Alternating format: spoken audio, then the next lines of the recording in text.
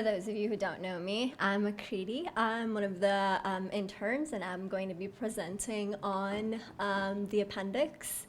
So my slideshow, chose to call it the Appendix Glow Up. Okay, just kind of an overview of what we'll talk about. I'll try to keep it as short as possible, just anatomy, the historical perspective, and how we've had a shift in understanding recently, and ever since, I believe, Louis Pasteur was, and multiple other microbiologists in the 1800s talked about how gut microbiota was actually a good thing and helpful for us. And then we'll kind of go into the role of the appendix in intestinal pathologies and gut flora and microbiome. So we're all kind of familiar of what vermiform appendix kind of stands for. Vermiform comes from a Latin word kind of describing worm-like.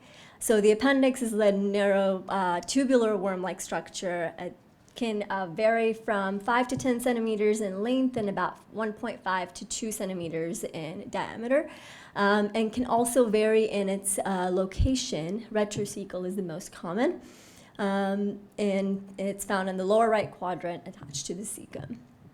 And more recently has shown that it's rich in lymphatic tissue, especially GALT, which is gut-associated lymphoid tissue. Some of the first anatomical descriptions included by Andreas Vesalius, who is referred to as the father of modern anatomy. He also commented on its worm-like appearance, but didn't go into commenting on the function, as they weren't aware of that at that time. There have been some scientists in the midst that have commented on the functions or have theorized what it could be or what it is not, but Charles Darwin is the one that we remember the most.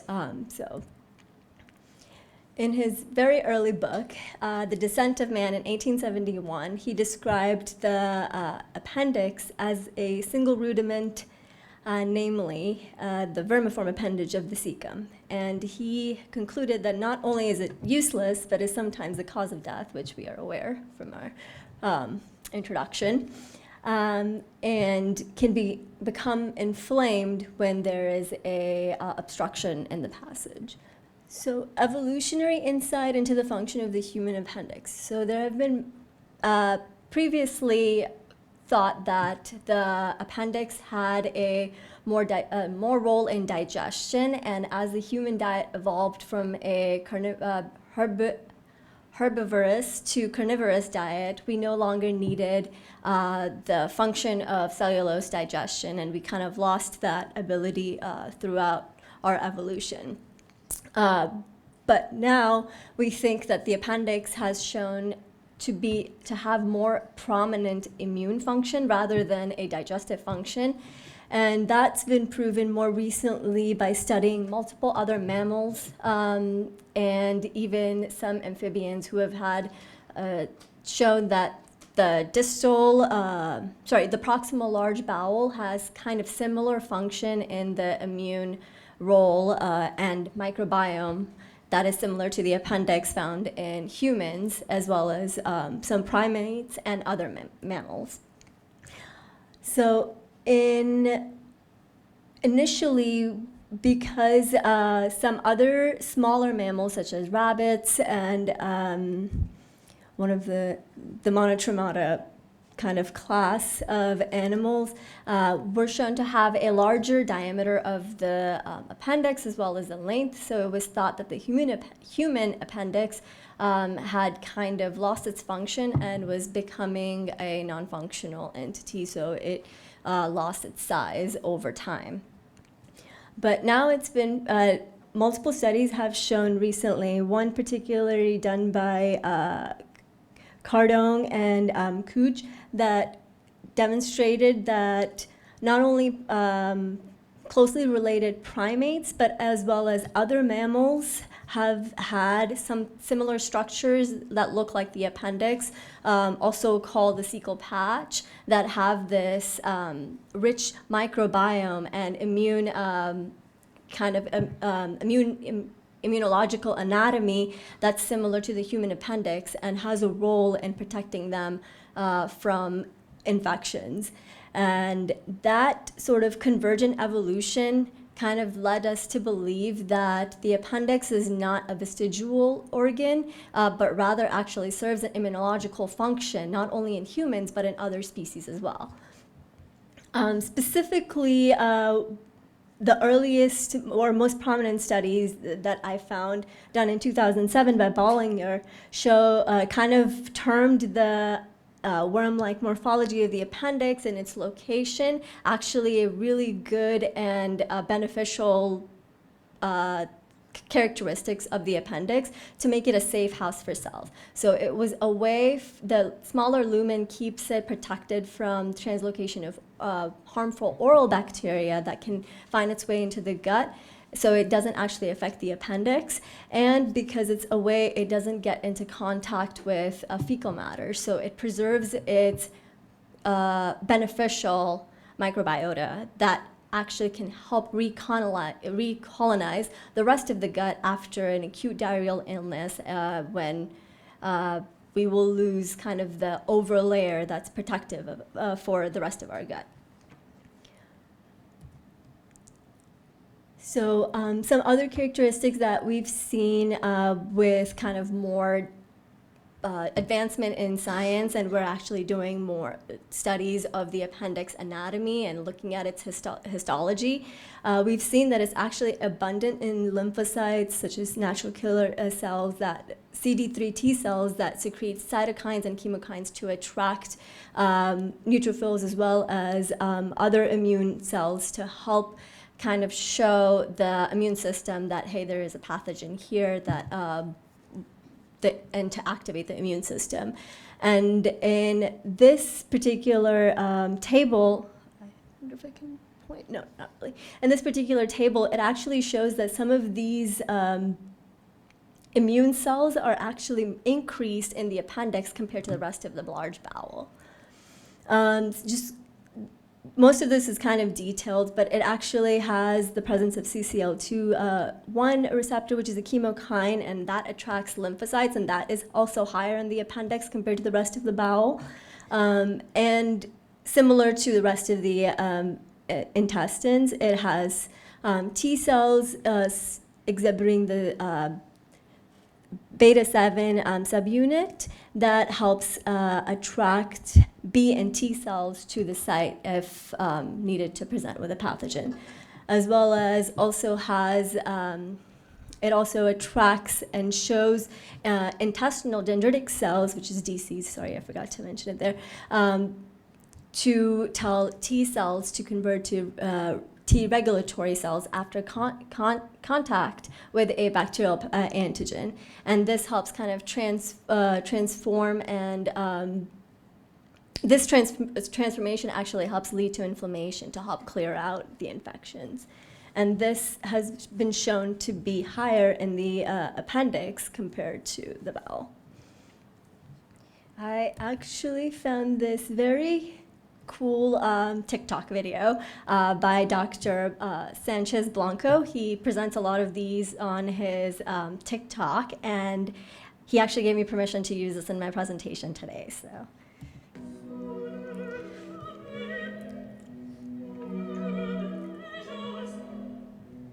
So he compares the bacteria or the histology of the human appendix to another part of the large bowel.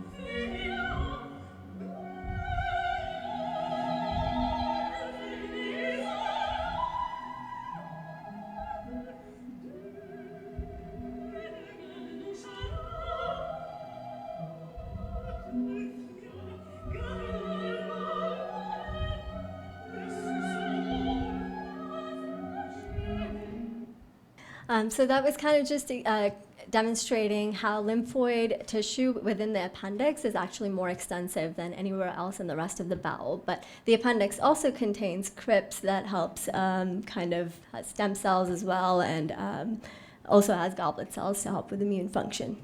Some of the things that we have seen, that we have studied more and learned more about the appendix, we've seen that shortly after birth, the appendiceal lymphatic tissue will actually start to develop, and it will peak in the second to third decade of life. And then after that, there's a rapid decrease in its size, and it continues to decrease significantly until the age of 60, and afterwards, the lymphoid follicles within the appendix tend to atrophy, leading to more of a fibrous scar in the elderly. In the early years, it actually helps with B site maturation and increased production of IgA, and also helps translocation of the lymphocytes to other parts of the bowel and the intestines. And it's shown to have a high concentration of gut-associated lymphoid tissue, only second to Peyer's patches. So we know from our studies in microbiology and histology that the M cells, which are the microfold cells in the Peyer's patches, play a very crucial role in antigen presentation. And this attracts dendritic cells and macrophages to help the immune system kind of mount a response. This image was kind of similar to the video that we saw, the rich lymphoid tissue within the appendix, as well as the crypts. And this kind of goes into the increased productions of IgA and the different kind of cells within the appendix. So one particular, I forgot to put his name on there, but one of the things that we talked about earlier by Bollinger, that a study that he had done, he kind of coined the term safe house, and that was because we think that the appendix actually serves as a isolated area, apart from the rest of the intestines, to help kind of re-inoculate the rest of the intestines when, especially if a patient has had very profuse diarrhea and has lost that kind of good intestinal microbiota and flora after a diarrheal illness. So the biofilms within the appendix, and biofilms are essentially a group of bacteria or any kind of micro organism that will proliferate and form this film, and especially attach to surfaces. And that's actually more heavily seen in the appendix than the intestines.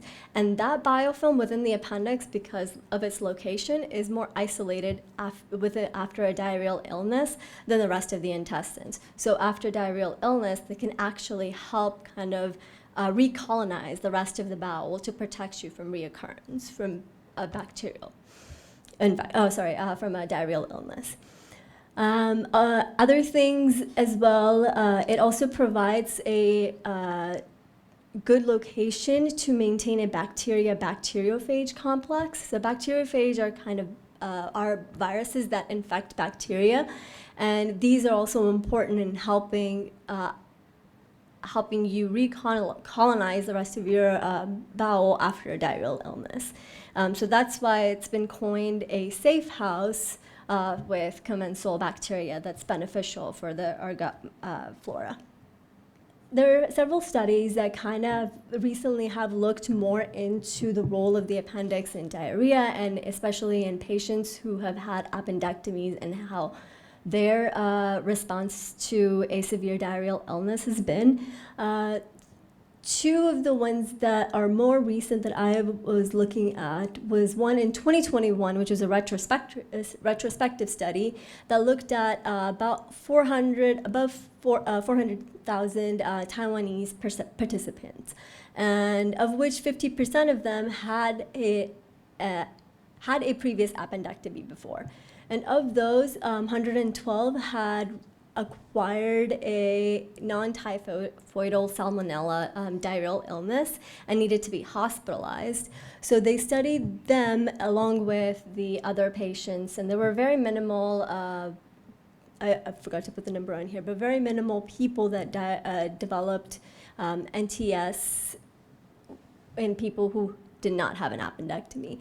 So that study had concluded, and it was statistically significant, just barely, but concluded that the appendectomy was associated with a 61% increase in the risk of developing hospitalization or requiring hospitalization for an NTS in patients who did not have an appendix.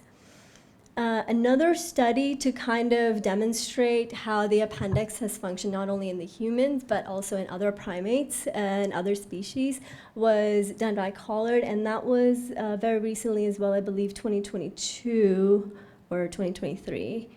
2023 of September, where they studied about 1,251 primates of 45 species, including 13 with an appendix and 32 without.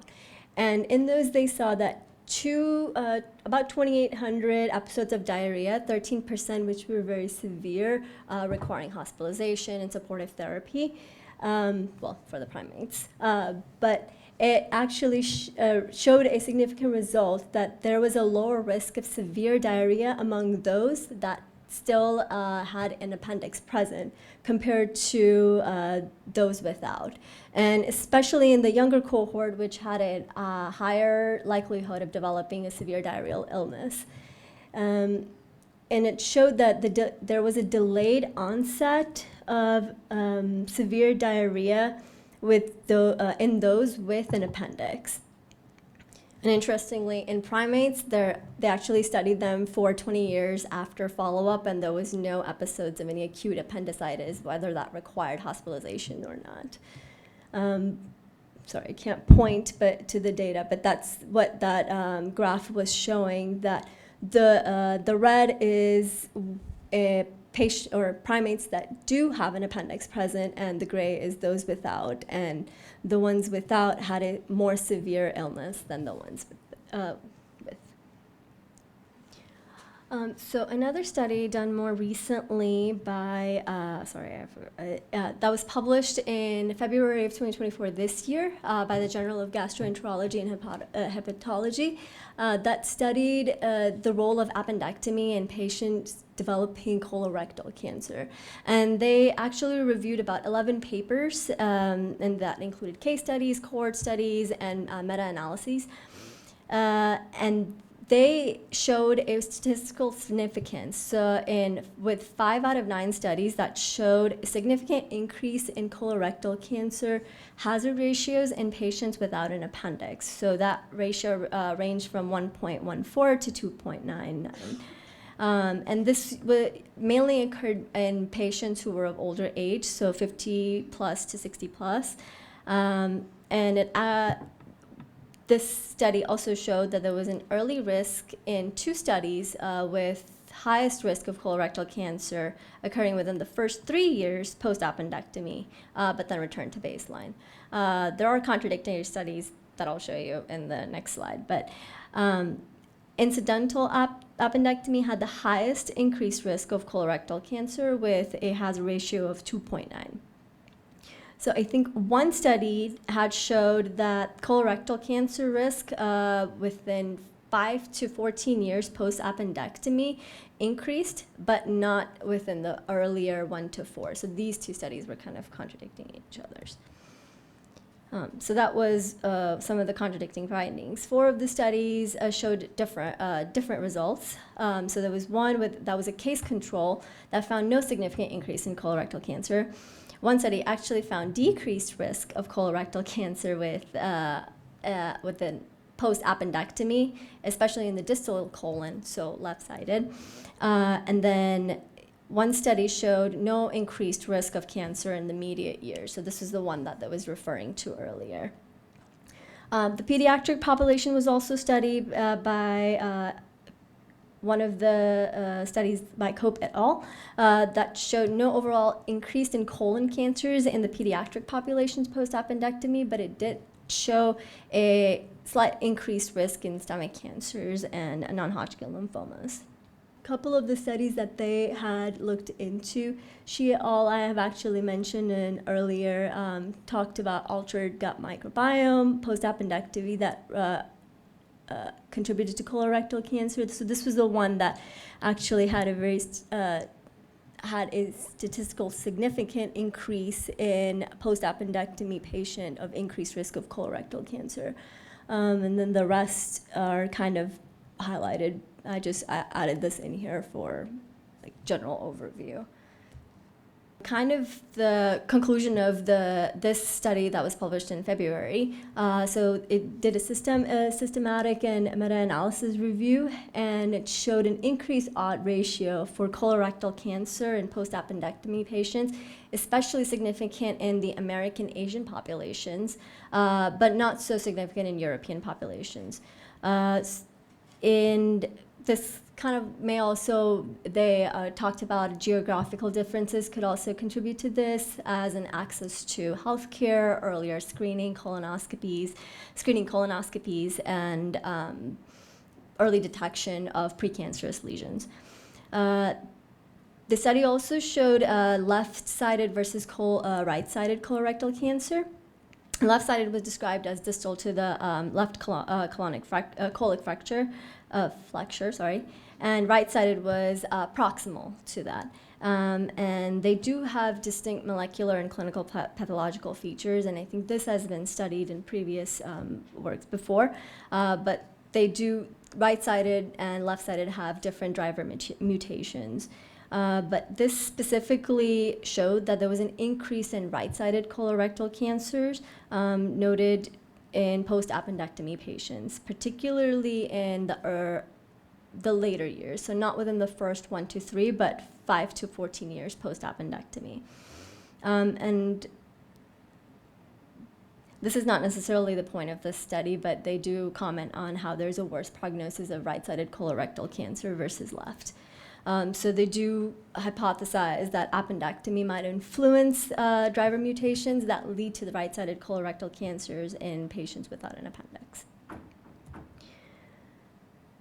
So they're like the intro video that we were talking about. So appendicitis, inflammatory bowel disease, and colorectal cancer is all kind of based on a good balance of good microbiota that's helpful for us, and some of those have shown that any dysbiosis, so increased oral flora within the intestine, can lead to higher levels of butyrate, which are short fatty chain acids that can cause stem cell injuries. And these are usually oral flora such as that will get within the crypts of the appendix itself, as well as the intestines, that will damage the stem cell production there. And that's why they're hypothesized can lead to increased risk of tumorigenesis. And then kind of the same with inflammatory bowel disease and colorectal cancer is this dysbiosis, which is kind of the imbalance of the flora within the gut that can lead to the increased risk of carcinogenity and dysbiosis, which can lead to patient having higher risk of inflammatory bowel disease, specifically ulcerative colitis. Sorry, I did not mean to write Crohn's disease there.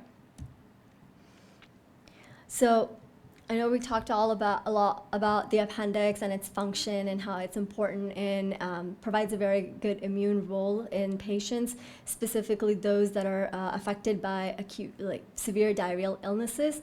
Not necessarily in developing countries, but not necessarily in developed countries, but more so in developing countries.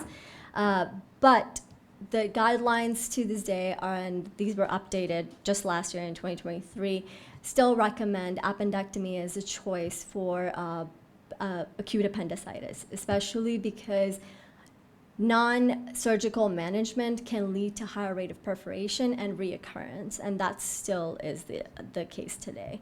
But it does show, these studies have shown that we can use more prospective studies to show how the presence of an appendix can protect us from colorectal cancer, as well as also provide good inoculation of the rest of the gut flora after acute diarrheal illnesses. So that's kind of my conclusion here. I kind of went over it already. So whether it's good or bad, I do believe that the appendix does have a function and an important role, especially in the early years of life. So it's not a vestigial organ, in my opinion. But these are my references.